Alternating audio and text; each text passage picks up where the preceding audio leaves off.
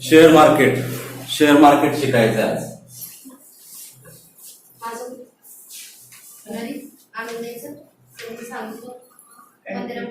Shares हा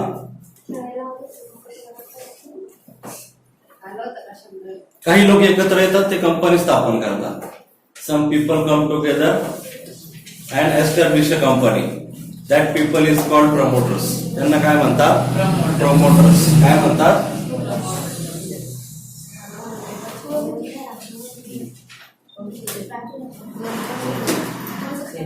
promoters म्हणतात. हा हे प्रमोटर्स काय करतात? आपली कंपनी प्रमोट करतात, चालू करतात. काही लोक एकत्र येतात आणि कंपनी स्थापन करतात. त्यांना काय म्हणतात? संस्थापक. बरोबर. प्रमोटर्स 98.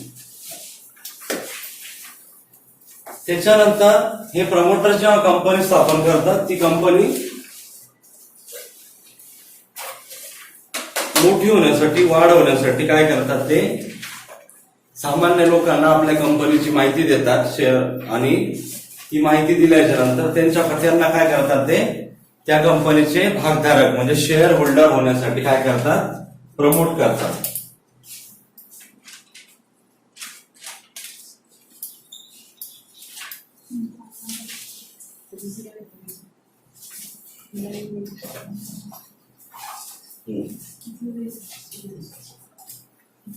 हा शेअर होल्डर म्हणजे भागधारक जो असतो तो कंपनीचा काय असतो?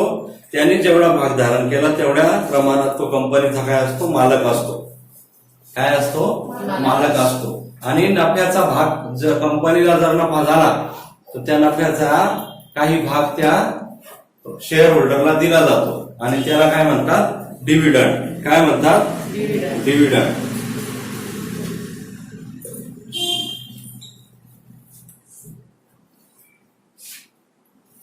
डिव्हिडंड म्हणजे काय? नफ्याचा भाग. हा बरोबर का?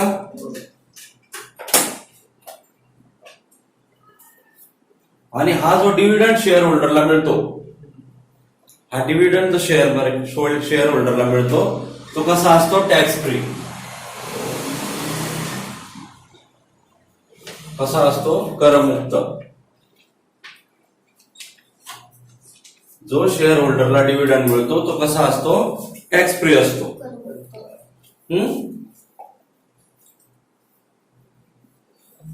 त्यानंतर आहे स्टॉक मार्केट.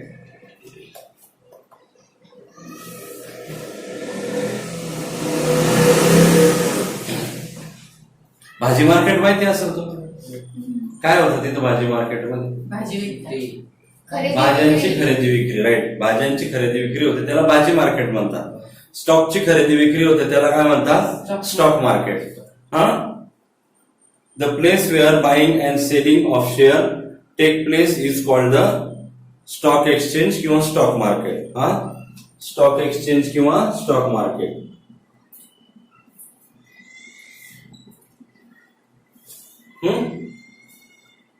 तिथे काय करतात? हे भागधारक शेअर होल्डर जे असतात ना, यांना एखाद्या कंपनीचा शेअर खरेदी करायचा असेल तर त्या मार्केटमधून ते खरेदी करतात. विक्री करायचा असेल तर त्या मार्केटमध्ये ते विकतात. ती कुठं होते ही प्रक्रिया? स्टॉक एक्सचेंज मध्ये होते, स्टॉक मार्केटमध्ये होते. क्लिअर आहे?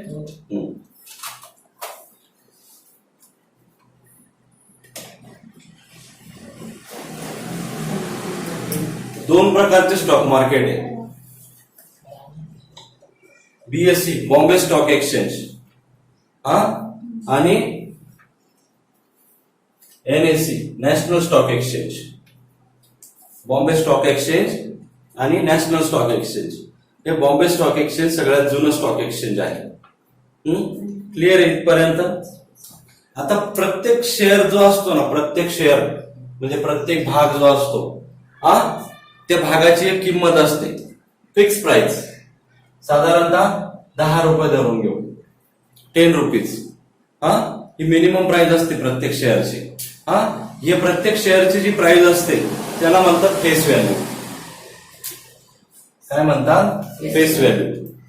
बरोबर आहे ना? थोडक्यात सांगायचं म्हणजे आता ही तिघ जण आहे, तिघ जण आता इथं मार्केटमध्ये जाऊन उभे राहिले. या तिघांची काही व्हॅल्यू आहे का? जसे इतर लोक उभे तसेच हे उभे. बरोबर आहे.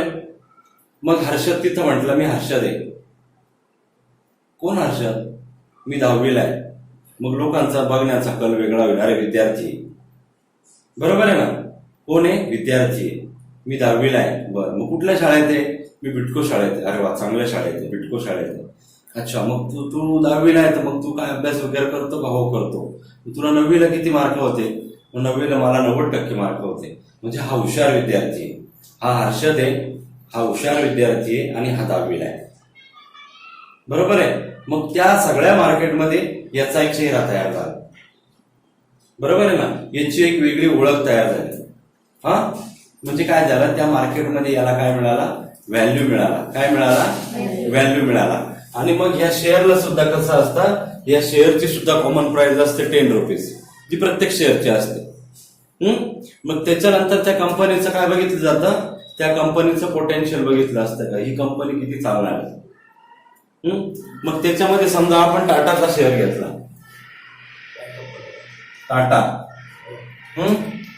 टाटाचा शेअर घेतला. मग आपण म्हणणार टाटा जुनी कंपनी. मग जुनी कंपनी तर मग त्याचा 15 रुपये झाला भाव. जुनी कंपनी याचा अर्थ काय? तर ती लॉंग टर्म चालत आलेली आणि पुढे पण चालेल याचा विश्वास आहे आपल्याला. म्हणून आपण म्हणतो की 10 रुपयाची वस्तू आम्ही 15ला सुद्धा विकत घेऊ, कारण क्वालिटी. बरोबर आहे ना? आपण टीव्ही घ्यायला गेलो. मी म्हटलं अरे मी बनवलेला टीव्ही घेऊन जा, तुम्ही घेणार नाही. तुम्हाला जर म्हटलं पॅनासॉनिक आहे, तुम्ही अरे वा काय प्राइस आहे. त्याच्यानंतर म्हटलं सोनी आहे, मग पॅनासॉनिक सोडून सोनी घ्या. बरोबर आहे ना? कारण लॉंग टर्म पर्यंत कंपनी चालत आलेली आणि पुढे सुद्धा लॉंग टर्म पर्यंत चालेल असा आपल्याला विश्वास आहे. म्हणून आपण टाटा. मग टाटाचे अनेक प्रोडक्ट आहे. त्याच्यामध्ये जर आपण म्हटलं टायटन आहे, टाटाचा घड्याळाचा शेअर आहे, तर मग घड्याळाच्या शेअरची वेगळी किंमत असणार. त्याच्यामध्ये जर आपण म्हटलं टाटा कन्सल्टन्सी तर त्याचा वेगळा शेअर आहे. कारण टाटा कन्सल्टन्सी काय करते? सर्व्हिस देते. आणि सर्व्हिस इंडस्ट्री आता ग्रो होती. सर्व्हिस इंडस्ट्री मोठ्या प्रमाणात ग्रो होती. जिथं आपल्याला सर्व्हिस मिळेल ते आपण जास्त घेतो. बरोबर आहे ना? प्रोडक्ट घेण्यापेक्षा. मग टाटा कन्सल्टन्सी काय करते? सर्व्हिस देते. मोठ्या मोठ्या परीक्षा असतील, MSCIT पासून UPSC MPSC पर्यंतच्या बऱ्याच परीक्षा टाटा कन्सल्टन्सी कंडक्ट करते. मग त्या पद्धतीने आता हा टाटाचा शेअर आहे, याची मार्केट व्हॅल्यू झाली 15 रुपये. मग हर्षदने किंमत लावली 15 रुपयाला घेतो. सूरज म्हणाला टाटाचा शेअर आहे आणि मी 20 रुपयाला घेतो. बरोबर आहे ना? त्याच्यानंतर साई म्हणाला टाटा आहे ना मी 25ला घेतो. अशा पद्धतीने त्याची काय होणार आहे? किंमत वाढत जाणार आहे. आणि ही वाढलेली शेवटची किंमत आहे. हा घेतला साहिलने घेतला केवढ्याला? 25 रुपयाला. किंमत काय आहे त्याची? 10 रुपये. घेतला केवढ्याला? 25 रुपयाला. ही किंमत म्हणजे ती झाली त्याची मार्केट व्हॅल्यू. ही किंमत म्हणजे त्याची काय झाली? Market value. आणि ही काय झाली? Face value. भाव बदलत राहतात. उद्या उठून आता हा टाटा आहे, टाटाचं तुझ्याकडे खूप शेअर झाले. तू म्हटलं यार माझ्याकडे 100 शेअर, मी 100चे 100 विकून टाकतो. 100चे 100 विकायला गेला, तू 25 रुपयाचा भाव लावला. 25 रुपयाचा भाव लावला. घेणारे हे दोनच आहे. याला 20च पाहिजे, त्याला 30 पाहिजे. तुझे 50च खरेदी होणार आहे. तुला विकायचे 100 आहे. आता हा काय म्हणाल? मी 25 रुपयांनी पैसे आणले, यांनी पण 25 रुपयांनी पैसे आणले. म्हणजे तुझे 100 शेअर तुला केवढ्याला विकावे लागतील? 100 शेअर तुझे 2,500 रुपयाचे. बरोबर आहे? तुला हे 50च रुपये यांच्याकडे समजा, म्हणजे 50च शेअरची किंमत आहे यांच्याकडे. तर मग अशा कंडिशनमध्ये तुझ्या 2,500चे शेअर निम्म्याच किमतीत विकायला जाणार आहे. बरोबर आहे ना? म्हणजे जवळपास ते 1,000 आणि 250 रुपयालाच विकले जातील. त्याचं कारण असं आहे की ज्या वेळेस तू मार्केटमध्ये देणार आहे त्यावेळेस घेणारे सुद्धा तितके पाहिजे. बरोबर आहे ना?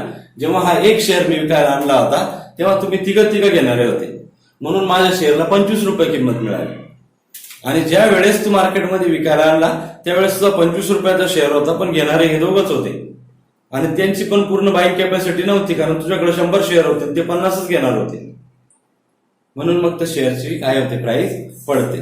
बऱ्याच वेळेस काय होतं, अचानक काही रुमर्स येतात, काही बातम्या येतात, बऱ्याच वेळेस कंपनीचे काही वाद होतात, स्ट्राईक होतो, दंगे झाले समजा, शेअरची किंमत 500,000 अशा असते ना. हो, फेस व्हॅल्यू त्याची 10 रुपये असते, पण ती वाढत जाते ना. मग जसं जसं घेणारे बोली बोलतील त्या पद्धतीने वाढत जाते. बरोबर आहे ना. समजा आता तू 25 रुपयाला मागितला, दुसरा एखादा आला त्याच्यामध्ये समजा त्याने 30 रुपयाला मागितला, अशा अनेक लोक मागणार आहेत, त्याची शेअरची किंमत कशी वाढत जाणार आहे. बरोबर आहे. अचानक समजा उद्या बातमी आली का टाटा सेटला नुकसान झालेलं आहे. टाटा सेटला जसं नॅनो होती, नॅनो मध्ये त्यांनी काय सांगितलं, गरिबांसाठी गाडी आणली. आता कोण स्वतःला गरीब म्हणून घेतं? आपण गाडी का घेतो, 4 व्हीलर? आपल्याला लोकांनी श्रीमंत म्हणावं म्हणून. बरोबर आहे ना. आपल्याला लोकांनी श्रीमंत म्हणावं म्हणून आपण 4 व्हीलर घेतो. आणि ते स्वतःच मालक जर म्हणताय का ही गाडी गरिबांसाठी आहे, तर आपल्या देशामध्ये कोणी स्वतःला गरीब म्हणून घ्यायला तयार आहे का? नाही. बरोबर आहे ना. म्हणून मग ती नॅनो गाडी चांगली असताना सुद्धा चालली नाही. म्हणजे नॅनोचे शेअर काय झाले, पडले. कारण टाटा सेटचं वाक्य चुकलं का देशातल्या गरिबांसाठी मी 4 व्हीलर आणली. बरोबर आहे ना. मग देशातले लोक स्वतःला गरीब म्हणून घ्यायला तयार नाही, म्हणून नॅनो सारखी चांगली गाडी सुद्धा मार्केटमध्ये चालली नाही. म्हणून त्याचा जर 100 रुपये शेअर भाव असेल, ज्या वेळेस गाडी मार्केटला आली तेव्हा 100 रुपये मार्केट व्हॅल्यू होती त्याची, आणि जेव्हा त्यांनी सांगितलं की ही गाडी गरिबांसाठी आहे, तेव्हाच कशाला आपल्यासारखे श्रीमंत लोक घेतील त्याला. बरोबर आहे ना. मग आपण काय केलं, आपला कल मारुतीकडे वळवला. टाटाची गाडी नाही घ्यायची, आता आपण मारुतीची घेऊ, कारण नॅनो घेतली तर आपल्याला लोक घेऊनही गरीब बनतील. बरोबर आहे ना. म्हणून मग आपण काय केलं, टाटाचा विचार सोडून दिला नॅनो घेण्याचा, आणि आपण मारुती घ्यायचं ठरवलं. मग अचानक काय झालं, मारुतीचा शेअर वाढला आणि नॅनोचा शेअर कमी झाला. मग अशा गोष्टी होत असतात मार्केटमध्ये. आलं लक्षात. मग फेस व्हॅल्यू आणि मार्केट व्हॅल्यू समजली.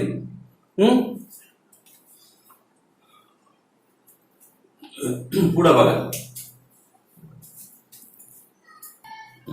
इकडे लक्ष द्या. Market value is greater than face value. Face value पेक्षा मार्केट व्हॅल्यू जर जास्त असेल तर तो शेअर कसा असतो, प्रीमियम असतो. म्हणजे काय, तो प्रीमियम प्राइसला विकला जातोय असं म्हटलं जातं. प्रीमियम, त्याच्यासाठी एक संज्ञा आहे, एक कन्सेप्ट आहे premium. What is mean by premium? पेपरला येऊ शकते. ह्या जेवढ्या कन्सेप्ट सांगितल्या त्याच्या व्याख्या तुम्हाला पेपरला येऊ शकतात. Definition, one line sentence answer साठी, किंवा मग त्या कन्सेप्ट तुम्हाला फिलिंग द ब्लँक साठी येऊ शकतात. What is mean by premium? तर प्रीमियम म्हणजे काय, market value is greater than face value. Face value पेक्षा मार्केट व्हॅल्यू जर जास्त असेल, फेस व्हॅल्यू पेक्षा मार्केट व्हॅल्यू जास्त असेल तर त्याला काय म्हणायचं, शेअर कसा आहे, प्रीमियम प्राइसला आहे. शेअर कसा आहे, प्रीमियम प्राइसला आहे. मार्केट व्हॅल्यू आणि फेस व्हॅल्यू जर इक्वल असेल, मार्केट व्हॅल्यू आणि फेस व्हॅल्यू जर इक्वल असेल तर शेअर कसा असतो, पार असतो. कसा असतो, पार. त्याला काय कन्सेप्ट आहे, पार. मार्केट व्हॅल्यू आणि फेस व्हॅल्यू एकच असेल तर त्याला कन्सेप्ट काय आहे, पार. आणि मार्केट व्हॅल्यू कमी आहे आणि फेस व्हॅल्यू जास्त आहे. मार्केट व्हॅल्यू कमी आहे आणि फेस व्हॅल्यू जास्त आहे, तर अशा कंडिशन मध्ये शेअर कसा असतो, on a discount price. On a discount price म्हणजे काय, सवलतीमध्ये विकला जातोय तो. म्हणजे 10 रुपये जर त्याची फेस व्हॅल्यू, तो शेअर 8 रुपयाला विकला जातोय, तर तो कसा विकला जातोय, सवलतीत विकला जातोय, डिस्काउंट मध्ये विकला जातोय. हे कन्सेप्ट लिहून घ्यायचे. Market value is greater than face value. Market value पेक्षा फेस व्हॅल्यू जर कमी असेल तर त्याला म्हणतात प्रीमियम. मार्केट व्हॅल्यू आणि फेस व्हॅल्यू बरोबर येत असेल तर त्याला म्हणतात पार. आणि मार्केट व्हॅल्यू पेक्षा फेस व्हॅल्यू जास्त असेल तर त्याला म्हणतात डिस्काउंट. ज्या पर्सेंटेज मध्ये आपल्याला रिटर्न मिळतो,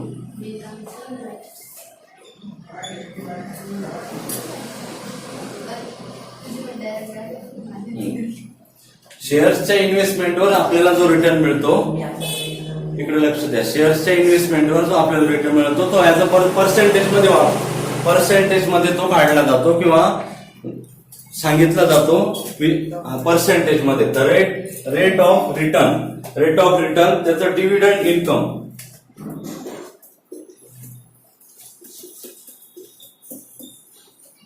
dividend income upon sum ॲश्युर्ड,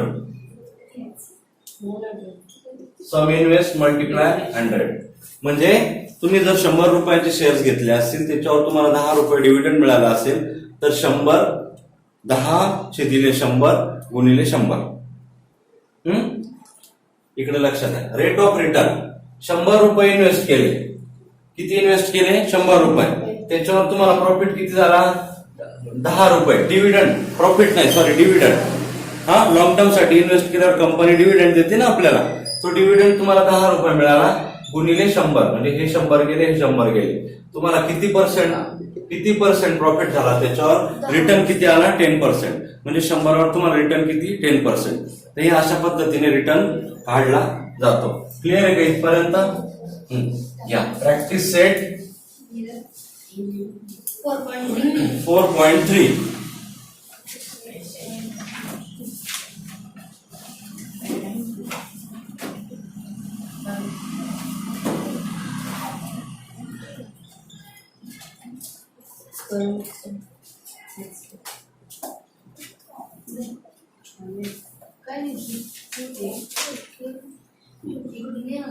Complete the following table by writing suitable number and words. हा, फेस व्हॅल्यू 100 रुपीज. सुरुवातीला काय दिलंय बघा? 100 rupees face value. Face value दिलेली 100 रुपीज. शेअर इज ऍट पार. शेअर कसा आहे? पार आहे.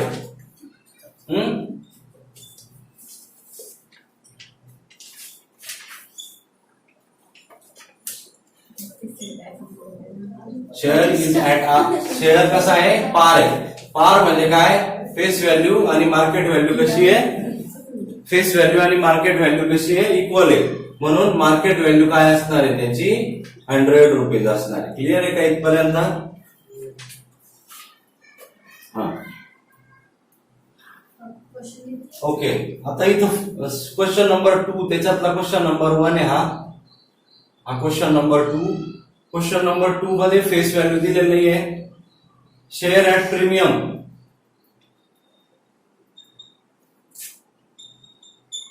प्रीमियम ₹500 आणि मार्केट व्हॅल्यू किती आहे? Market value 575. किती आहे? Market value 575. तर त्याची फेस व्हॅल्यू किती असणार आहे?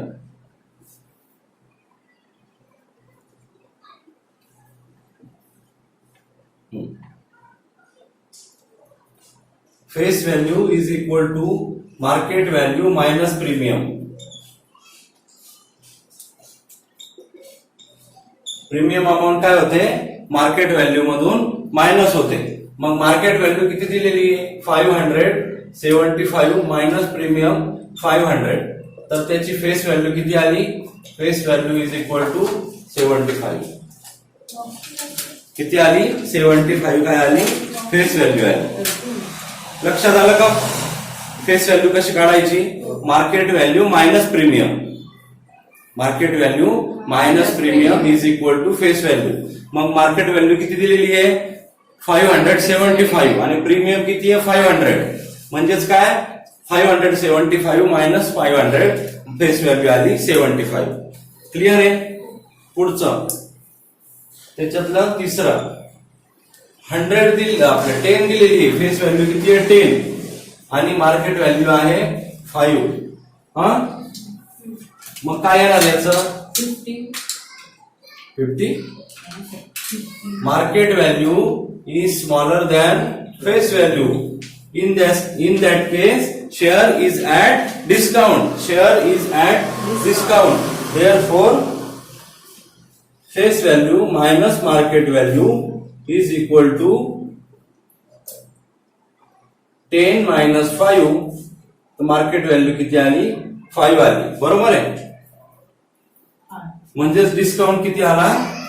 Discount, share discount discount 5 rupees.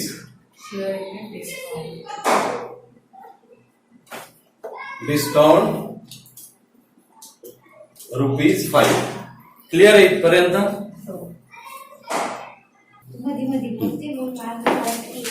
बरोबर वाचून क्वेश्चन 2 बघा.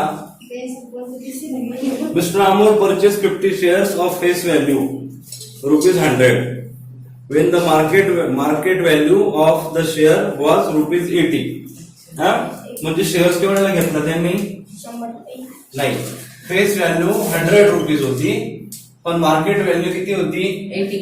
मार्केट व्हॅल्यू 80 रुपीज होती. शेअर खरेदी विक्री मार्केट व्हॅल्यूला होते, फेस व्हॅल्यूला नाही.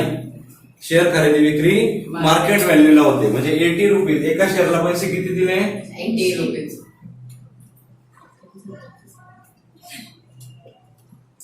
फॉर गेटिंग 1 शेअर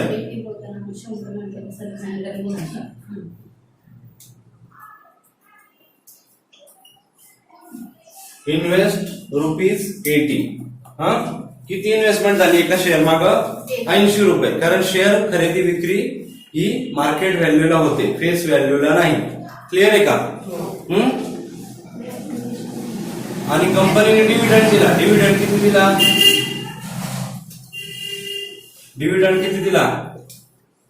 20% डिव्हिडंड दिला. डिव्हिडंड नेहमी फेस व्हॅल्यूवर दिला जातो, मार्केट व्हॅल्यूवर नाही. डिव्हिडंड किती रुपयावर दिला मग? 100 ₹20 per share of face value of face 100. आलं का लक्षात? एका शेअरवर 20% म्हणजे 20 रुपये दिले एका शेअरवर, आणि शेअरची फेस व्हॅल्यू किती आहे? 100 रुपीज. डिव्हिडंड कशावर दिला जातो? फेस व्हॅल्यूवर दिला जातो. हा, आणि खरेदी विक्री कशावर होते? मार्केट व्हॅल्यूवर. मग रेट ऑफ रिटर्न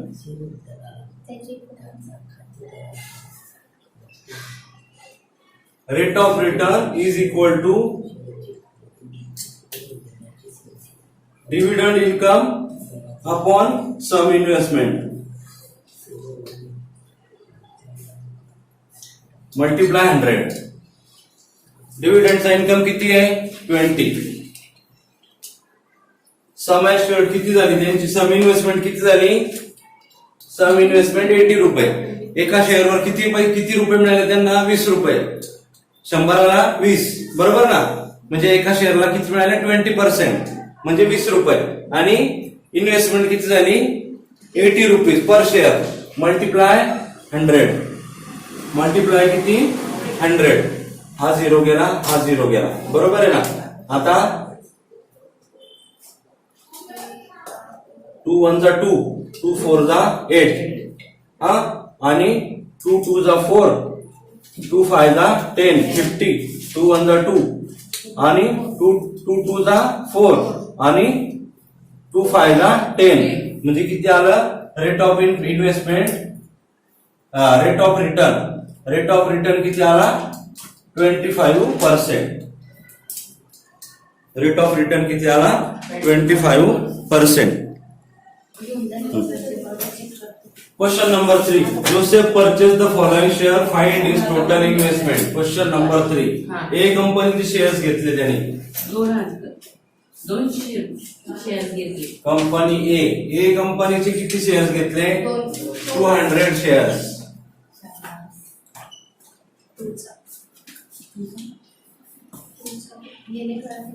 200 शेअर्स. हा, फेस व्हॅल्यू किती आहे त्याची? फेस व्हॅल्यू 2 रुपये. आणि प्रीमियम किती आहे? प्रीमियम म्हणजे आधी मूल्य. 18 रुपीज. आधी मूल्य किती आहे? ₹18. आता हा प्रीमियम फेस व्हॅल्यू मध्ये ऍड करायचा, त्यावेळेस तुम्हाला काय मिळणार? Market value. Market value is equal to face value plus premium. म्हणजेच काय? 2 + 18 is equal to 20 rupees per share. असे किती शेअर्स घेतले?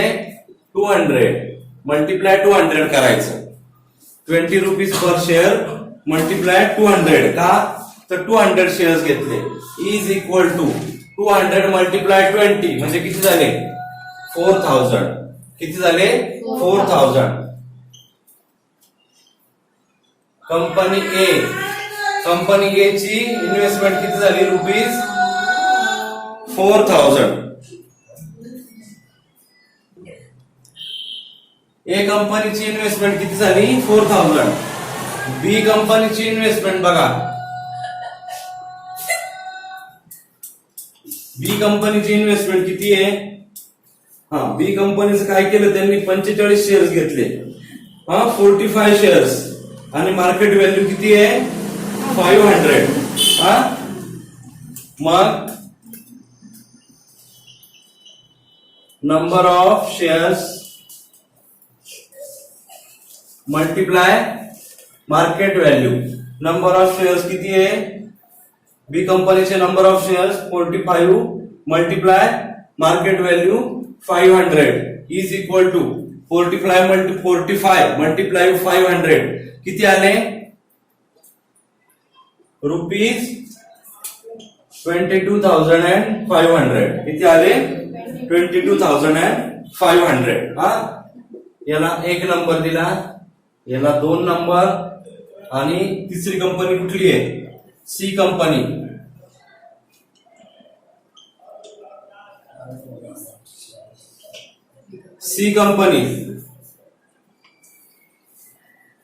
सी कंपनीचा एक शेअर घेतला 1 share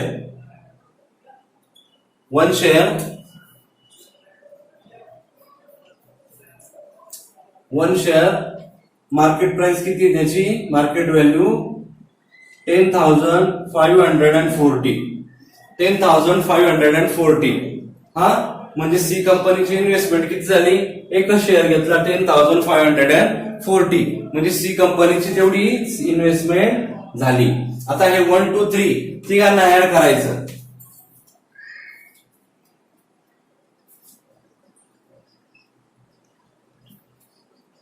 total investment is equal to 4,000 plus 22,500 plus 10,540. Total investment 4,000 22,500 plus 10,540. Clear आहे का. मग जोसेफची टोटल इन्व्हेस्टमेंट किती झाली 37,040.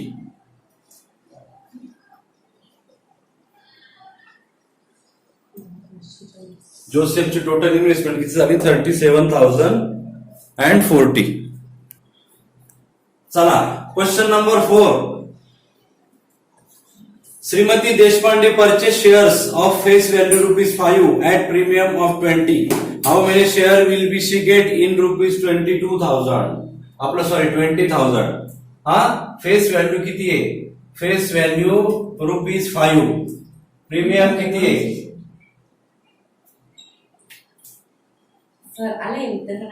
प्रीमियम ₹20. फेस व्हॅल्यू म्हणजे कंपनीने ठरवलेली किंमत ₹5. प्रीमियम म्हणजे काय अधिमूल्य. फेस व्हॅल्यू तो शेअर विकत घेण्यासाठी कितीचे जास्त पैसे दिले ते म्हणजे काय प्रीमियम. मग कितीचे जास्त पैसे दिले म्हणजे market value is equal to face value plus premium. म्हणजेच किती फेस व्हॅल्यू किती आहे 5 plus premium 20 is equal to market value किती आली मग market value is equal to ₹25. किती आली 25 रुपीज. किती आलं किती आले 25 रुपीजचा एक शेअर. टोटल इन्व्हेस्टमेंट किती आहे त्यांची श्रीमती देशपांडेंची total investment 20,000.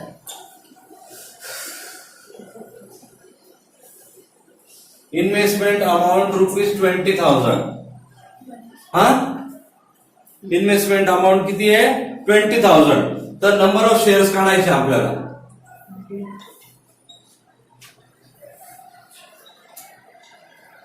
Number of shares is equal to investment divide by share market value 25. किती आलं 800 मग श्रीमती देशपांडे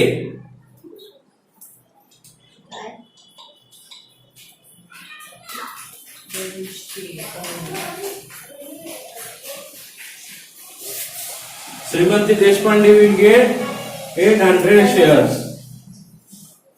देशपांडे मावशीला किती किती शेअर्स मिळाले?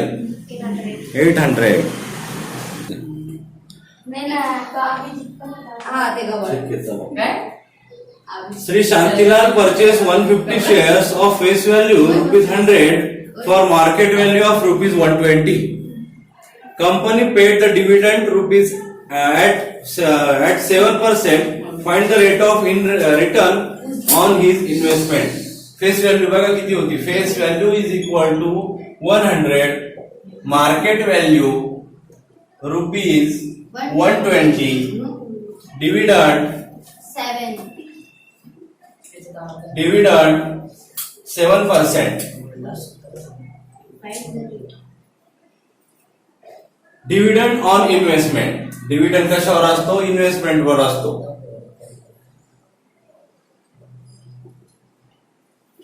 Dividend on investment. डिव्हिडंड कशावर असतो? नेहमी इन्व्हेस्टमेंट वर. आता एका शेअर साठी किती इन्व्हेस्टमेंट केलेली आहे? 120. हा म्हणजे 120 ₹7 ऑन ₹120. 120 वर डिव्हिडंड किती आला? ₹7. हा म्हणजे rate of return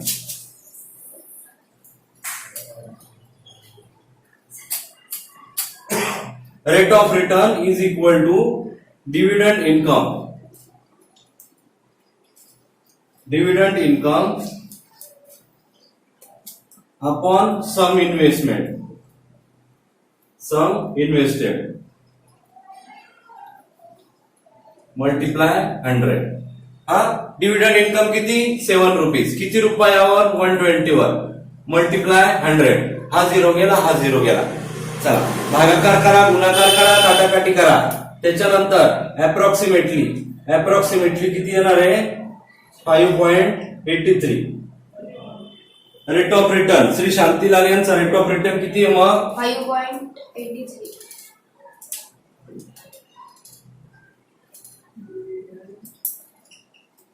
rate of return 5.83%. Clear आहे? Okay. In the face value of both the share is same, then which investment of the following more profitable? हाँ? A company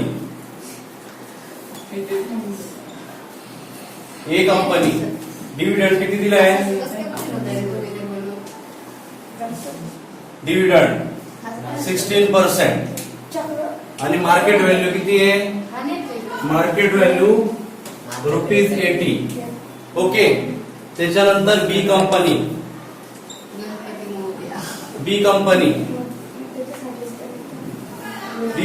डिव्हिडंड किती दिलेला आहे? 20% आणि मार्केट व्हॅल्यू किती आहे? ₹120. हा dividend on investment. हा dividend on investment. Dividend always on investment. Clear आहे ना? मग रेट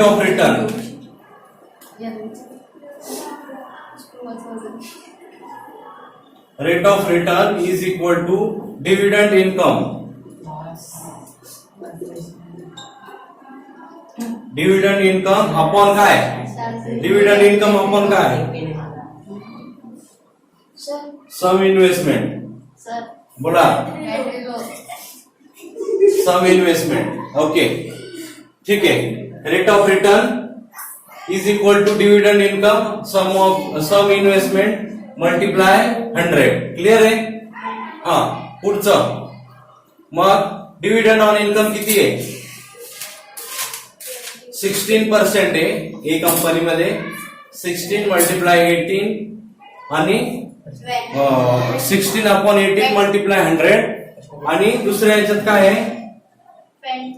20/120 मल्टिप्लाय 100. क्लिअर आहे का इथपर्यंत? हा, त्याच्या पुढं काय करायचं पुढं आता? हा 0 गेला, हा 0 गेला. 8 1 चा 8, 8 2 चा 16. आता हे किती झाले? 10 आणि 2 चं मल्टिप्लिकेशन किती झालं? 20. हा 0 गेला, हा 0 गेला. 2 1 चा 2, 2 6 चा 12, 2 3 चा 6, 2 5 चा 10, 50. हा 3 1 चा 3. पुढं काय?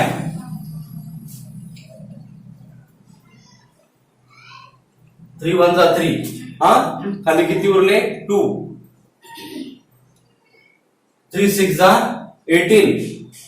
पॉइंट खाली उरले 2. परत 3 6 चा किती? 18. परत 2.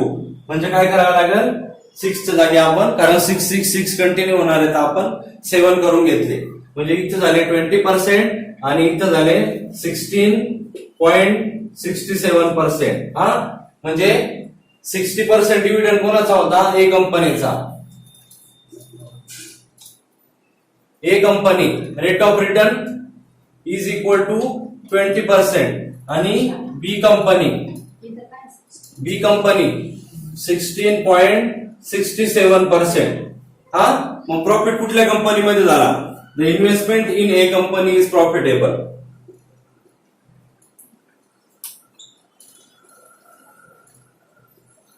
Investment in A company 20%. So that company is more profitable than company B.